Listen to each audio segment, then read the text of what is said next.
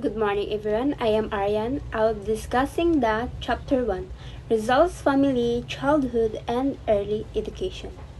Learning Outcomes. At the end of the lesson, the student should be able to analyze results, family, childhood, and early education. Next is evaluate the people and events and their influence on results early life. Jose Rizal was born on June 19, 1861 in Calamba, Laguna. He was baptized on June 22, 1861 in Calamba Catholic Church. He was named Jose in honor of San Jose or Saint Joseph, a saint whose mother was a devout of the saint. Father Pedro Casañas, a close friend of the Rizal's family, served as Rizal's godfather. Rizal ancestors. Jose P. Rizal is a mixture of ancestry. His blood is a mixture of East and West countries Negrito, Indonesian, Malay, Chinese, Japanese, and Spanish. His ancestry is outlined as follows. Here is Rizal's paternal ancestor. Number 1. Domingo Lamco Rizal, the great-great-grandfather, a Chinese immigrant from Fujian City, Chenglo, China's city of spring. He arrived in Manila in 1731. He used Mercado, which means market, as his username because he was a merchant, and he married Inez de la Rosa. Number 2, Francisco Mercado, son of Domingo Lamco and Inez de la Rosa. Francisco lived in Binang, now Binyan, and married Cirila Bernacho, a municipal mayor, Gobernador Silio of Binyan. Next is Juan Mercado, Rizal's grandfather, is married to Cirila Alejandro, a Chinese-Filipino mestiza. Like his father, Juan Mercado was elected thrice as Gobernador Silio of Benyan. Number 4, Francisco Mercado, Rizal's father, the youngest of the 13 children of Juan Mercado and Cirila Alejandro. Rizal's maternal ancestor. Number 1, Eugenio Ursoa of Japanese ancestry was Rizal's maternal great-great-grandfather, and Rizal's mother, Theodora, descended from Lacandula, the last native king of Tondo. And Eugenio Ursoa married Benigna. Number 2, Regina, the daughter of Eugenio Ursoa and Benigna. She married Manuel de Quintos, a Filipino-Chinese lawyer of Pangasinan, but became a prominent lawyer in Manila. Number 3, Brigida, one of the daughters of Eugenio Ursoa and Benigna, married Engineer Lorenzo Alberto Alonso, a prominent Spanish-Filipino mestizo of Benyan. He was awarded by Spain the Knight of Grand Order of Isabella the Church. They had 5 children, namely Narcisa, Theodora, Gregorio, Manuel, and Jose. Here is Rizal's family tree and ancestry. Later on, ang mga anak ni Brigado or Lorenzo adopted the surname Rilonda gikan sa list of Spanish surnames provided by Governor Narciso Claveria in 1849. This was to make identification and pronounce easier. Mao nga si Theodore Alonso became Theodora Alonso Rialonda. Sa side pod sa papa, Francisco Mercado did not like ang list of surnames, so he chose his own surname Rizal, which in Spanish is Rizal, meaning greenfield or new pasture. Mas bagay daw para sa ilang farming clan kaysa Mercado, pero siya ra ang magamit og Rizal, kay daghan na kayo ang merkado sa Pilipinas ka dili related sa ila. Ang uban ni dyan na igsuon og relatives mas ganahan gihapon sa old surname na Mercado. So hi everyone, so today we're going to discuss about Rizal's family. So Rizal's family belonged to the principals, wealthy land-owning class of Calamba, Laguna. They were also industrious and frugal, so they also owned a large house and a library with over 1,000 books. They also had a store, flour mill, hand press, and a horse-drawn carriage. So, di ba sa una na panahon, if na yung mga ing-ani, so, kwartahan na gud ko. So, sila yung salgazod is, kwartahan yun sila. Kaya na sila, kuan, ano pa doon, carriage, doon, kung sa kuan pa is kalesa kung sa Tagalog pa. So, and ang ila sa isa ka kuan ano pa trabahoan is they farm rice, corn, and sugarcane. And also, they raise animals like pigs, chicken, and turkeys. So, because of their wealth, Rizal's siblings studied in the exclusive schools in Manila. So, tungod sa ilang kwartahan, so, naka-eskwela sila sa mga ganan eskwelahan sa Manila. So, ang ila house it was hospitable, welcoming press, officials, and guests with any status or high status. Or sa regardless sa mga status, pwede ka mukha sa ila. So, hospitable sila and welcoming. So now, we're going to discuss about Rizal's parents. So, his father is Francisco Mercado. He's born in April 18, 1818 in Binyan, Laguna. So, he's youngest of 13 children of Juan and Cirila Mercado. So, siya ang bunso ni Juan o Cirila Mercado. So, he's also a tenant of Dominican-owned hacienda in Calamba. So, siya ang isa ka nagbantay sa isa ka hacienda, Dominican hacienda sa Calamba, or siya ang caretaker. So, he's also known as hardworking, independent, strong in body and spirit, quiet but diligent. So, he died in January 5, 1898 at the age of 80. So now, let's proceed to the mother of Rizal. So she is Theodora Alonso Realonda, is born on November 14, 1827 in Santa Cruz, Manila. So she is the second child of Lorenzo Alonso and Brigada de Cuentos. She studied at Colegio de Santa Rosa, exclusive only for girls. So she is a remarkable, cultured, religious, and well-read woman. Possesses literary and business skills, strong-willed, good in rhetoric and mathematics. So she died in August 16, 1913 at the age of 85. So now these are the 11 children of Don Francisco and Doña Theodora. So first is Saturnina, born in 1850 and died in 1913. So she is the eldest. She married Manuel Hidalgo of Batangas. Her nickname is Nining. So second is Pasiano.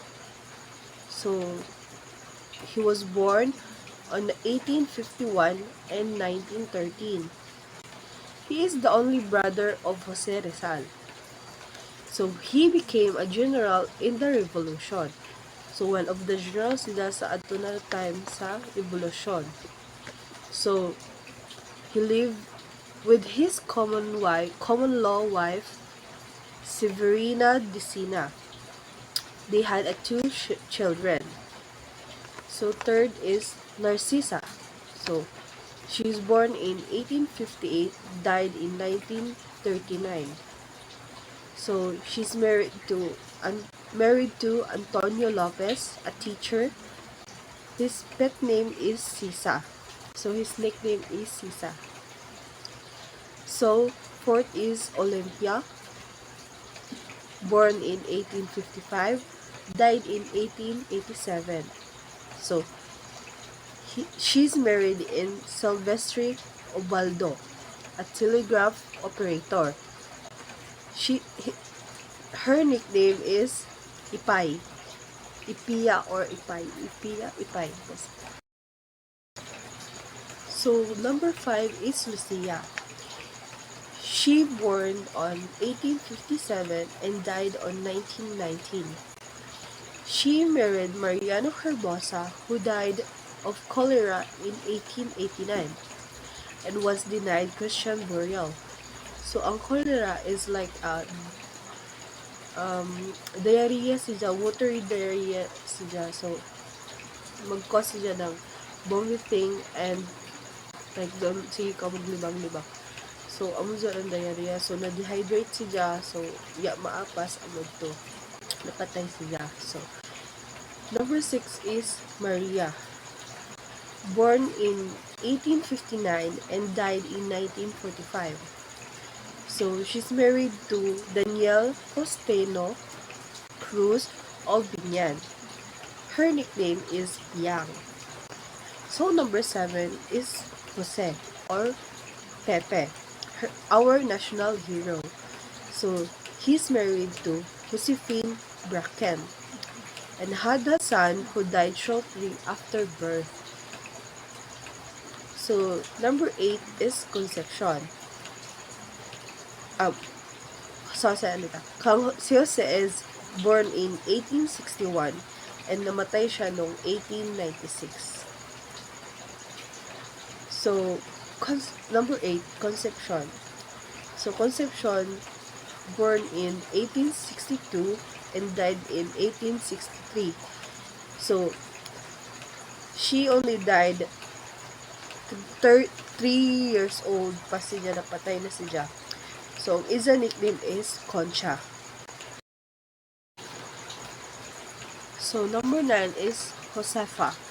So, she's born on 1865 and died in 1945. So, si Josefa remained single siya. So, she died because of epileptic. So, her nickname is Pangboy. So, number 10 is Trinidad. She's born on 1868 and died on 1951. She also remained single. So, siya makapangasawa. Parang sila ni Josefa. So, ang iyang nickname is Trining. So, lastly, ang ilang bunso is si Soledad. So, gipanganak si Soledad ng 1870 and namatay siya ang 1929. So, siya ang bunso ni Don Francisco ani Doña Teodora. So, she married Pantaleon Quintero of Calamba. Her nickname is Coleng or Choleng. So, in summary, Rizal came from a wealthy, respected, and educated family in Calamba. His father, Francisco, taught his diligence, while his mother, Theodora, gave him intellectual and moral guidance. His siblings played different roles in society, and Pasiano especially influenced his patriotic ideas. Good day everyone. Today we will be discussing about the Rizal early childhood years. This statement is explaining that Jose Rizal showed natural talent, which is before the 5 years old, he na siya mag-drawing. Aside from that, he was also be able to mag-mold ng figure using clay. Kibali ko, nung isa makita sa palibot, like, makakita sa kuan ng hayop, isa kibali mold using clay.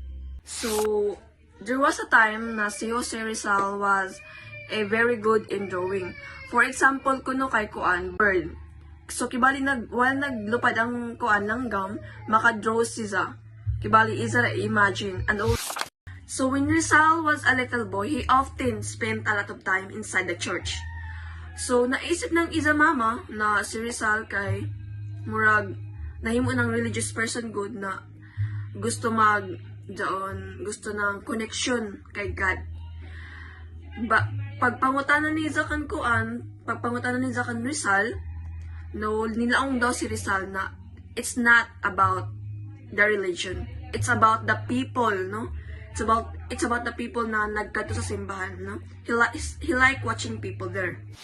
So, si Jose Rizal ko, no, sa una, kay nagpakita na ko ni siya ng ang maturity and respect toward other people. Kay dili ni sa gusto na ang mga elders daw kay mag-isog sa isa. Kung once to na mag-isog sa isa, magkatag na sila ng explanation and also a valid reason para way may tabo na mga away. So because of his respectful attitude, no, dali ra makihalabilo ang mga tigulang sa isa. So murag ganahan ang mga tigulang na down siya. So Jose Rizal childhood shows that he has a natural curiosity and eagerness to learn. He often went to the church, not mainly for religious devotion, but because he liked to observe people's actions and behaviors. So aside from that, Rizal was not physically strong. Instead of excelling in physical strength, he stood out more because of his intelligence and loved to learn also. Good day, everyone. First and foremost, let me introduce myself. I am Jomar Miguel Biberino, your presenter for today. So, meet Dr. Jose Rizal, the Philippines' greatest hero. More than just a historical figure, he was a doctor, writer, and a powerful voice for change. He inspired revolution without violence, championing education, reform, and basic human rights for all Filipinos. Let's explore his remarkable life, the struggles he faced, and the lasting impact he has on the Philippines and the world. So here is the outline for today's discussion. Now, let's begin with sorrows and tragedies in Rizal's life. So Rizal's life was marked by deep sorrows and personal tragedies that shaped his mission. He wasn't just fighting abstract ideas. He felt the pain of his people deeply. He lost family members, exile in Dapitan, and execution. So he lost family members including his mother, who suffered greatly. He was exiled in Dapitan from his homeland. So what do we mean by exiled? Exiled means you are sent or forced away from your home country. Also, unjustly executed. So Rizal was being executed. What do we mean by execution? Execution is that you are being sentenced to death. And these experiences didn't break him. They fueled his determination to fight for a better future for his country. Now, let's proceed to the death of Concepcion, or Concha. One of Rizal's earliest and most profound experiences of grief was the death of his younger sister, Concepcion, whom they called Concha. She died at just 3 years old. For Rizal, this loss brought the harsh reality of death into his young life, teaching him about the fragility of life and the importance of cherishing loved ones. So this early experience with sorrow influenced his later writings and his understanding of the value of family. Next, we have the false charge against Doña Teodora. So, Rizal's mother, Doña Teodora, was a strong and influential woman in his life, but she became target because of her family's reformist beliefs. She was falsely accused of trying to poison her brother's wife, who was also her sister-in-law, stemming from complex family conflict. This accusation was completely baseless. So why kapatunayan? This was just false accusation in the making of that sister-in-law. So this unjust imprisonment deeply affected Rizal, showing him the corruption and abuse of power under Spanish colonial rule, and strengthened his commitment to justice. Next is the impact of the Cavite Mutiny 1872. Let's start off with increased nationalism. So the Cavite Mutiny was a small revolt that Spanish used to crack down on Filipinos, but it backfired. So the event, though unsuccessful, awakens a sense of shared identity and injustice among Filipinos from different regions. Taglain-lain na regions. It was a turning point that sparked increased nationalism and desire for self-governance. Now let's talk about the martyrdom of Comborza. So the Spanish authorities wrongly accused and executed 3 Filipinos priests, Gomez, Burgos, and Zamora, were also called as Gomborza. So these priests became symbols of injustice and oppression.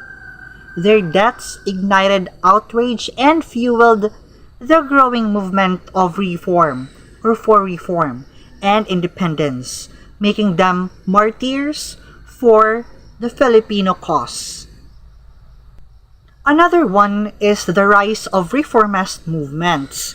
So, after the Cavite Mutiny and the execution of Gomborza, Filipinos realized that change was needed. Kailangan gazud kun ang change. So, reformist movements like La Liga Filipina, founded by, of course, Dr. Jose Rizal himself, arose to advocate for social and political reforms, seeking equality and justice within the Spanish system. They aimed to create a more just society through peaceful means. Lastly, in the impact of the Cavite Mutiny 1872 is the inspiration for future revolts.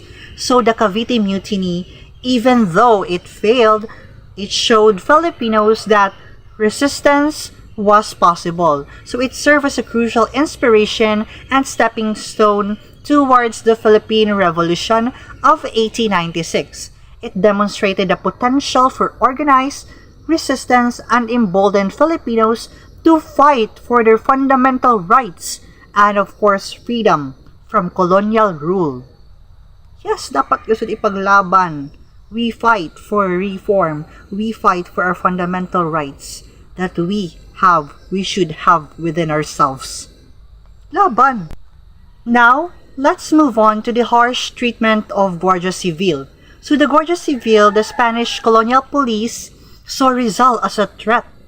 They used their power to silence him and anyone who dared to question their authority. Grabe, Rizal faced constant surveillance, arrest, and intimidation. Grabe na pagsakit and pagpapahiya sa kan Rizal. He was imprisoned multiple times, kapila siya na preso, and his writings were banned. Despite the harsh treatment, Rizal refused to be silenced. His courage inspired others to speak out. Dapat mo speak out kasi laban.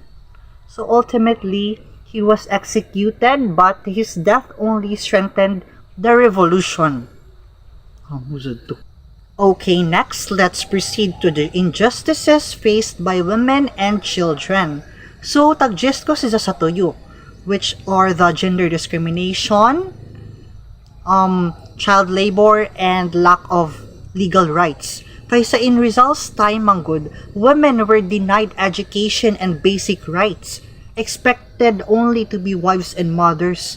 So, dapat sabayay ra ang mga baji, naghimo ng obligasyon ng mga trabahoon sa bayay. Amo saun ka ubos ang pagtanaw sa mga bazi. Children were also often forced to work in harsh condition. So, sacrificing their childhoods. Grabe. Kasad. Kaya waya na nila ma-enjoy their childhood. Mostly tagpa-work sila and no basic education. Rizal recognized these injustices and used his writings, amo to tagawit ni Rizal, para i-advocate for equality, equal rights para sa tanan. He believed that education was the key to empowering women and the children deserve protection and opportunities to thrive para sa ila kinabuhi. Diba? Yes. Another one is the influence of Soros on Rizal's ideals. So I divided this into 4 to make it easier and easy to comprehend and understand. So it is divided into personal loss, political oppression, social injustice, and struggle for identity. I'll explain this to you guys in just one setting in a brief manner and easy to understand form. So Rizal's personal sorrow and the injustices he witnessed fueled the commitment to fight for his people, para sa Philippines, para sa ato mga Filipinos, kita, para ipaglaban ta ni Rizal. So the execution of Gomborza, sa pagpatay sa Gomborza, the oppression under Spanish rule, na amo sa to, and the poverty na nakita ni Rizal all around him shaped his vision for a just and independent Philippines. So amo to he used his experiences to inspire others to strive for a better future. Sa future na tinatamasak takuman ng mga panahon. Grabe ni sa napaglaban, grabe ni sa mga pasakit na naagihan para nalaman sa ato, para sa equal opportunity, equal rights and justice for everyone, and for us to be free. Early education in Calamba. So Rizal's education started at home. Amura gud kita, of course we start learning and acknowledging knowledge from our parents. Siya with his mother, si Doña Chudora. So she was his first and most important teacher, instilling in him a love for learning. Tapos, he then went to school in Calamba. Tapos later, naikuan siya sa Manila, excelling in his studies. So this early education formed the foundation for his intellectual pursuits and of course, his later role as a writer and reformer, and of course, now a hero of our country because of his learnings and of his doings and writings and everything. So, yes, learning and his early education helps mold him to become our national hero. Let's proceed to learning from his mother, Doña Teodora continuation. So Doña Teodora wasn't just Rizal's mother. She was his mentor, his guide, and his inspiration. She taught him to read and write, nurtured his intellectual curiosity, curious daw, and instilled in him a strong moral compass. She emphasized that importance of Filipino culture and heritage nato, fostering in his nationalistic sentiments and his desire to uplift his people. Kita. Throughout his life, Rizal was fortunate to have wise mentors who guided him, from his early teachers in Calamba to professors in Europe. These individuals helped shape his intellect and his ideals. So they encouraged his artistic talents, fostered his love for knowledge, and challenged him to think critically about the world around him. They provided him with the tools and the inspiration to become a true Renaissance man. Another is the role of his uncles in his development, which are Uncle Jose Alberto and Uncle Vicente. Also, I put here the value of education, which I'll emphasize in my explanation. Rizal's uncles played a significant role in his intellectual and personal growth. They provided him with opportunities to explore different fields of study and encourage him to pursue his passions. So they instilled in him the value of education as means of personal and national transformation. Their support and guidance helped him develop the confidence and the ambition to achieve his goals and priorities in life. In conclusion to Rizal's legacy and impact, I just the ideas into four, which Rizal is a national hero, literary contribution, inspiration for reforms, and global influence. I'll explain it further and in a simple manner. Jose Rizal's legacy extends far beyond the Philippines. He is celebrated as a national hero for his pivotal role in advocating for reforms and inspiring a revolution. So his writings continue to be studied and revered, and his ideas and philosophies inspired activists and leaders around the world. He remains a symbol of courage, resilience, and power of education to transform society. He made an impact that really creates a better change in our society. Good morning, everyone. Today, we'll dive into a crucial period in the life of our national hero, Dr. Jose Rizal. His formative years of education in Binan, Laguna. This short but impactful time from 1869 to 1870 lead to significant groundwork for his intellectual and personal development. Rizal, then just a young boy, arrived in Binan in June 1869, accompanied by his elder brother Pasha. They traveled by Coramata to stay at their aunt's house. His very first night includes some sightseeing with his cousin Leandro, but it was overshadowed by about homesickness, a common feeling for a young boy away from his family for the first time. The next day, Pasio introduced Jose to his teacher, Maestro Cruz, was a strict disciplinarian known for his tall, tense structure, and sharp nose. Under his tutelage, Rizal immersed himself in various subjects, including Spanish and Latin. He proved to be an exceptional student, outperforming all his Binan classmates in this and other academic areas. Life in Binan wasn't all about books. Rizal also experienced the rough and tumble of school life. He engaged in several fights, notably defeating Pedro, the son of Maestro Cruz, in a wrestling match. However, he made his match in an arm wrestling contest against Andres Salandan, which he unfortunately lost. Beyond academics and skirmishes, Rizal also nurtured his artistic talents, learning drawing and painting from all the Juancho Maestro Cruz, father-in-law. After a year and a half of intensive schooling, Rizal's time in Binan concluded.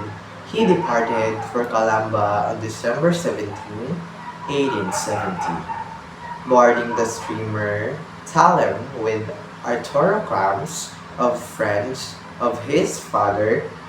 This marked the end of his elementary education and prepared him for the next academic journey.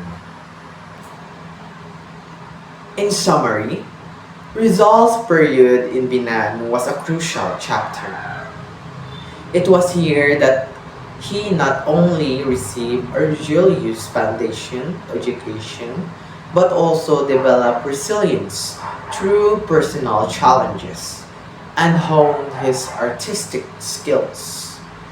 His academic brilliance and early experience in Binan undoubtedly shaped the young boy who could later become our national hero. Thank you. Good afternoon, everyone. Today, we'll be discussing a significant chapter in the life of Jose Rizal, his first year at Ateneo Municipal, known as Ateneo de Manila University, from 1872 to 1873. This period marked Rizal's translation to secondary education and set the stage for his future intellectual achievements. In 1872, Rizal was sent to Manila for schooling. Initially, his father intended for him to study at the College of San Juan de Latran, where he even took and passed the entrance exam. However, Don Francisco changed his mind and enrolled Rizal at Ateneo Municipal. His admission was not straightforward. He was almost rejected by Father Magnin Fernando due to late for registration and appearing sickly and undersized for his age. Thanks to the intervention of Manuel Cerex Burgos, a relative, Rizal was finally admitted through. He was placed at the back of the class. During Rizal time, Ateneo was located in Intramuros. He boarded at a house on Carabello Street, owned by a spinster named Titay, partly to help settle a Jesuit education system at Ateneo was known for its rigor and advancement. It emphasizes religious instructions, physical culture, humanities, and ended with prayers, reflecting the school's strong religious orientation. Rizal's first professor was Father Jose Bench, described as a tall, thin man with an aesthetic face. Under his guidance, Rizal excelled academically. Just months into the term, he became the emperor of the class, the brightest student, and was awarded a religious picture at his first prize at Ateneo, marking the beginning of his achievements. In conclusion, Rizal's first year at Ateneo was a transformative period. Despite initial challenges, he thrives in the religious Jesuit educational system, demonstrating his intellect prowess and setting the stage for his future contribution to the nation. Thank you. So good day everyone, I'm Charlene Holby and I will discuss Rizal's second year to fourth year education. So during his second year from 1873 to 1874 in Ateneo, Rizal at first lost interest in studying because he was offended by some teachers. But later, he regained his leadership in class and was again called the emperor. By the end of the year, he received excellent grades and 2 gold medals in topography and agriculture. Now let's proceed to summer vacation in 1874. That summer, Rizal visited his mother, Doña Tidora, who was in prison. He told her she would be released after 3 months, and his prediction came true. This was also the first time Rizal started enjoying romantic novels. His favorite was The Count of Monte Cristo, which made a deep impression on him. Next is Rizal's third year, from 1874 to 1875. When classes opened, Rizal's mother was already free, which brought joy to the family. In schools, he still excelled in subjects, but this time, he only won 1 medal in Latin. He lost the Spanish medal to a native Spanish student. Lastly, Rizal's fourth year, from 1876 to 1877. In his last year, Rizal worked very hard and achieved excellent grades in all subjects, from philosophy and languages to science. He graduated as valedictorian of his class on March 23, 1877 at only 16 years old. That's it. Thank you for joining us on this journey through life and legacy of Dr. Jose Rizal. Mabuhay!